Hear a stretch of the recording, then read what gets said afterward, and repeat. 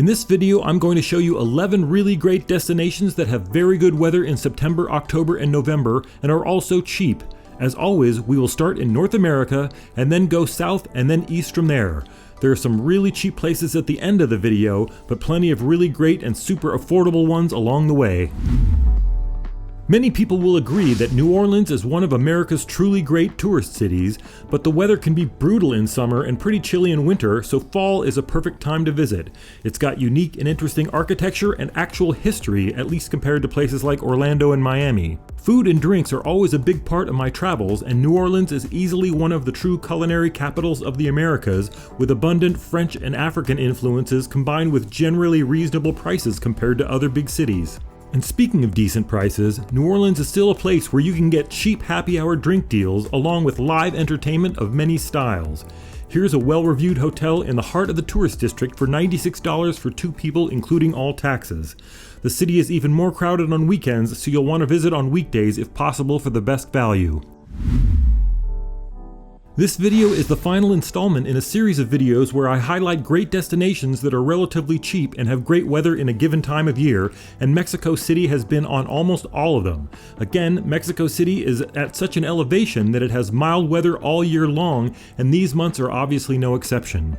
And once again, I have to point out that unless you've been to Mexico City before, then it is much nicer than you probably assume. Growing up near Tijuana, I assumed that Mexico City would just be a larger version of that, but it's actually a cosmopolitan city loaded with interesting and quite upscale neighborhoods in the areas around the historic center and its famous cathedral. There's great shopping and nightlife and statues and monuments all over, as well as having more museums than any other city on Earth. The food is fantastic and generally quite cheap as well. Knowing some Spanish will help, but now with translation apps on your phone and ride-sharing services, it's pretty easy to have a great time regardless. Here's a well-reviewed hotel in one of the central districts for $49 per night, including all taxes in October. There are plenty of cheaper hotels, and if you're able to spend more, you can get something much nicer. The point is, your vacation money goes a long way here, and flights are usually pretty reasonable as well. Here's one you may not be familiar with unless you've looked into visiting Machu Picchu, as Cusco in Peru is most famous as a staging ground for almost all visits to those mountaintop ruins. Cusco is in the southern hemisphere, so the seasons are flipped, but the elevation is even quite a bit higher than Mexico City's, and the temperatures are pretty mild all year long. The rainy season starts in November, although it doesn't really rain that much, and some hiking trails can actually be closed. You definitely should visit Machu Picchu while you are there, and that can be done by a kind of expensive train ride or some famous multi-day hikes. But there are many other Inca sites and things to see in this area, so it's very popular with the hardcore travel crowd. In addition to everything else, Cusco itself is a charming and historic town that is ridiculously cheap and really fun to hang out in. Here's a nice hotel in the Central Historic District for only $35 per night in October, and again there are cheaper and nicer places depending on your budget. Cusco is probably the coolest backpacker hangout in the Americas, so you might as well stay for a while after a long flight. There are loads of international restaurants and fun bars, and all of them are excellent value. You might have to change planes in Lima, Peru on your way, and they also have pretty nice weather and quite a bit to see in this season, so stopping there for a few days is worthwhile. Another destination that has been on quite a few of these cheap with great weather lists is Rio de Janeiro, and it fits perfectly here once again. September through November are the spring months here, but Rio is just barely in the tropics, so the days are beach-worthy all year long, and the evenings are pleasant this time of year as well. Everyone talks about the beaches in Rio, and rightfully so, but the whole area is spectacularly beautiful and probably the most beautiful location of any city on Earth. You can take the cable car up Sugarloaf Mountain and visit the base of the Christ the Redeemer statue, but there's plenty more than that in addition to the beaches and the excellent food and drinks here. Here's a really nice hotel just 2 blocks from Copacabana Beach for $55 per night for 2 people in October. The beaches are packed all day, mostly with locals sunbathing and playing beach sports, but at night it's best to avoid the beaches because they continue to earn their reputation for petty crimes targeting tourists. But if you do some research and be careful, you'll be fine, and this city is absolutely worth visiting at least once in your life. You might be able to afford a really nice hotel with a beach view, and most things are pretty inexpensive by international standards. Most Europeans will already be aware that the Canary Islands, which are part of Spain and located off the northern Atlantic coast of Africa, are an excellent holiday bargain with mild weather almost all year long. It's still beach weather during these months, but the daytime highs are milder, so it's even nicer than it is during summer. Tenerife is the largest and most popular of the Canary Islands, but there are hotels and resorts on all of the larger ones, so they are all popular and stay pretty busy. To be honest, the sightseeing on these islands isn't really the strong suit, and they're more just a pleasant place for Northern Europeans to relax in the sun when it's cold and cloudy back home. So it's got kind of a Florida vibe to it in some ways. Here's a really nice hotel with a pool in the heart of one of the better tourist districts on Tenerife for $105 per night for 2 people in October. Again, there are cheaper places, and they even have all-inclusive resorts here for about double that amount.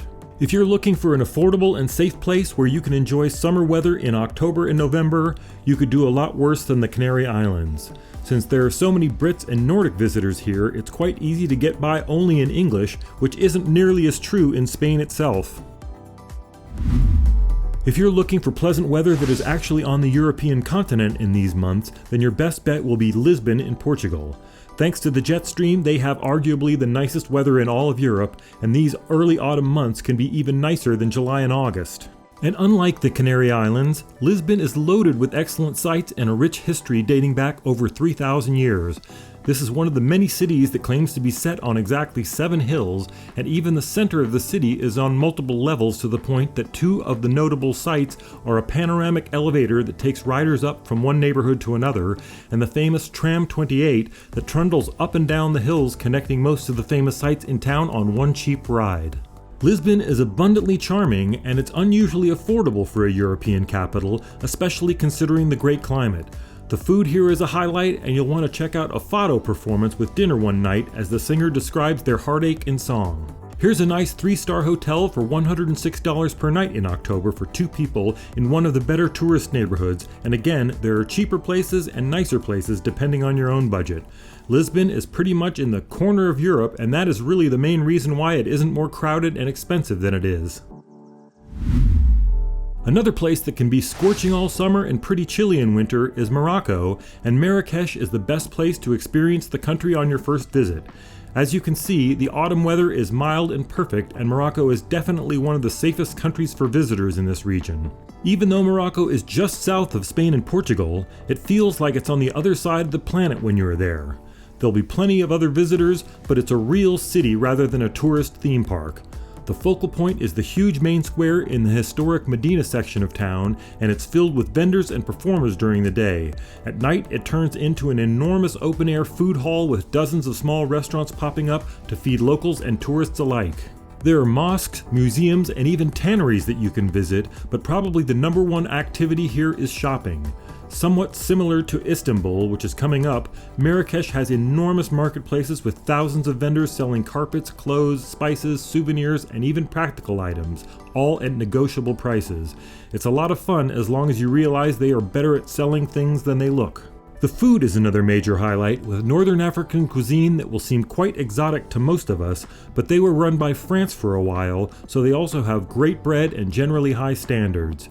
Here's a really nice hotel just a couple short blocks from the main square for $83 per night for 2 people, and you can find something nice for much less just a few more blocks away.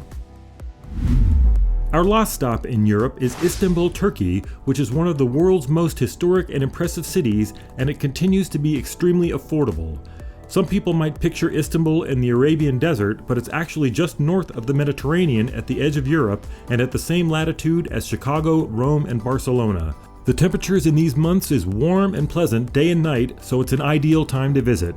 Some of the best and most famous sites in Istanbul are the Hagia Sophia and Blue Mosques, which are right next to each other, and the famous and huge Grand Bazaar, which has over 4,000 separate shops selling just about anything you can imagine and run by some of the world's finest salespeople. The food here is another highlight, as you can get most of the best Mediterranean dishes like doner kebab sandwiches, hummus, and amazing desserts, all at unusually affordable prices. Your hotel room will probably serve a fabulous breakfast spread that will be one of your favorite experiences of your whole trip. And speaking of hotels, here's a really nice 3-star hotel in the Sultanahmet tourist district that is walking distance to everything for only $67 per night including taxes. Those on a lower budget can get a room for about half that price, and they might have to ride a taxi or tram to do sightseeing, so your lodging funds here go a really long way. Our next stop is back in the southern hemisphere, and the only one on this list that I've yet to visit, but I keep hearing great things about Cape Town in South Africa from friends who have visited recently. Again, these are the spring months, but spring is pretty mild on the southern tip of Africa, and you can easily get beach weather in October and November here. South Africa obviously has a complicated history, and there is no better place to learn about that than by visiting yourself. Everyone agrees that this area is beautiful and there's plenty to see and do, including the cable car up the famous Table Mountain. The one thing I keep hearing from recent visitors is that it's much nicer than they were expecting and things are much cheaper than you'd think based on the experience. I'm looking forward to going soon myself, and flight deals are better than you might expect given the distance. As an example of the value, here's a well-reviewed 3-star hotel in the tourist district for only $64 per night for 2 people. Many people like to add a few days in Cape Town before or after a safari trip, and it's nice to know that it can be so pleasant and affordable. By the way, this is Roger from priceoftravel.com, and this video is based on 3 separate articles on the website that each have loads more information about all of the places discussed here. Here's yet another amazing city where spring and fall are by far the best times to visit. Cairo actually isn't as old as many of the other cities on this list, but it's still a place that any serious traveler should try to visit at least once in their life. Actually, once is enough for most people, and I'll explain that shortly. The main sites here are obviously the Great Pyramids of Giza and the Sphinx, and in my opinion they are even more impressive in person than most people expect. They are at the edge of a suburb just across the Nile from Cairo itself, and the strangeness of that situation is yet another fascinating aspect to them. The other top site is the Egyptian Museum in the heart of Cairo itself. It's absolutely amazing to see the crafts and even jewelry that they were able to make a few thousand years ago. That said, and Cairo is absolutely worth a visit, but this place is also famous for aggressive touts and vendors that become frustrating in a short time. It's safe, and as long as you know about it before you arrive, you can avoid a lot of it, but it is one reason why not many people go back over and over. Hotels and almost everything else here are fantastic bargains, so it's an amazing budget destination where you can probably afford to splurge. Here's a hotel close to the pyramids in Giza for $27 per night including tax. It's probably better to stay in this area and then visit downtown Cairo instead of the other way around. Our last stop is one of my favorite places on earth and also amazingly cheap by most Western standards. Bali in Indonesia is actually just south of the equator, so it's warm or hot every day of the year, but September through November are actually some of the nicer months and not part of the really rainy season. Bali feels magical when you first arrive, with its own style of Hindu temples and monuments just about everywhere you look, along with gorgeous local artwork and affordable craft items around every corner. But being honest, the Kuta Beach area in Bali is now so crowded that it's hard to enjoy, and the place just isn't built for the number of visitors they are getting. There are quite a few more mellow beach areas to base yourself in, including the gorgeous purpose-built Nusa Dua area in the south for those with larger budgets. Many people also enjoy staying in the art and yoga community of Ubud in the foothills on the way to the volcano in the middle of the island. My favorite area to stay in these days is Lavina, which still has an old school feeling similar to how the South felt a few decades ago, and much better prices as well.